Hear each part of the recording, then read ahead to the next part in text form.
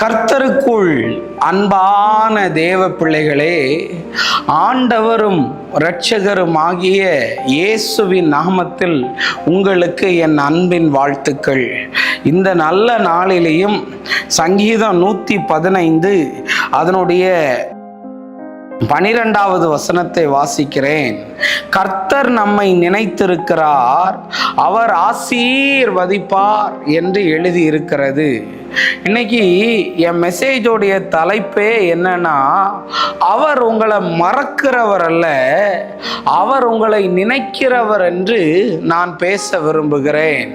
ஒருவேளை இந்த காலை நேரத்தில் கர்த்தருடைய வார்த்தையை கேட்டுக்கொண்டிருக்கிற எனது அன்பு சகோதரனே, எனது அன்பு சகோதரியே, ஆண்டவர் இந்த காரியத்தில் என்னை மறந்துட்டாரு, இந்த காரியத்தில் அவர் என்னை நினைக்கவே மாட்டுக்காருன்னு யாராவது கண்ணீரோடையும், யாராவது கவலையோடையும், யாராவது புலம்பலோடையும் இருந்தா, ஆண்டவர் உங்களை மறக்கிறவர் அல்ல, உங்களை ஆண்டவர் நினைக்கிறார் என்று நான் சொல்லுகிறேன் இயேசுவின் நாமத்தினால.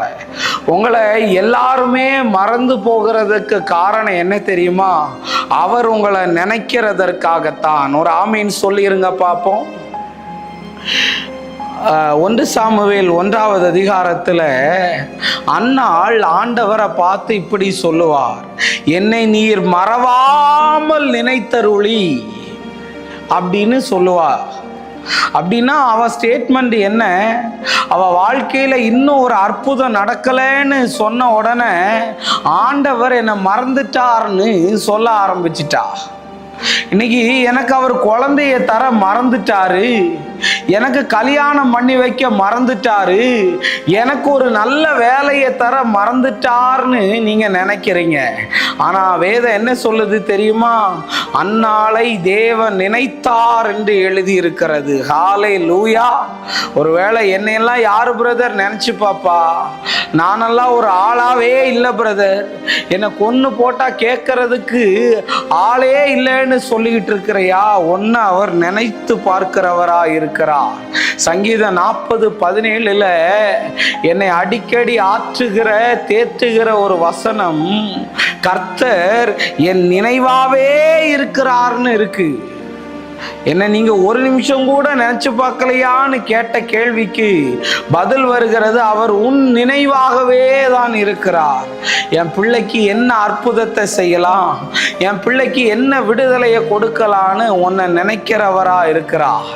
ஒருவேளை அழுது பார்க்கிறியா, புலம்பி பார்க்கிறியா, உபவாசம் இருந்து பார்க்கிறியா, ஜபிச்சு பார்க்கிறியா, என்ன கொஞ்சம் நினைச்சிருங்கன்னு நான் சொல்ல வரேன்.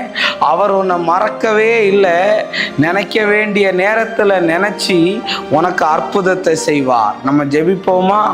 அன்பான நல்ல ஆண்டவரே, இந்த நேரத்துக்காக உமக்கு நன்றி. ஆண்டவரே, நீங்க எங்க கூட பேசின நல்ல வார்த்தைகளுக்காக நன்றி சொல்றேன். ஆண்டவரை யாரையும் மறக்காம ஆண்டவர் நினைக்கும்படி ஜெபிக்கிறேன். இயேசுவின் நாமத்தில் வேண்டுகிறேன் நல்ல பிதாவே. ஆமேன், ஆமேன், ஆமேன். God bless you. கர்த்தர் உங்களை ஆசீர்வதிப்பார்.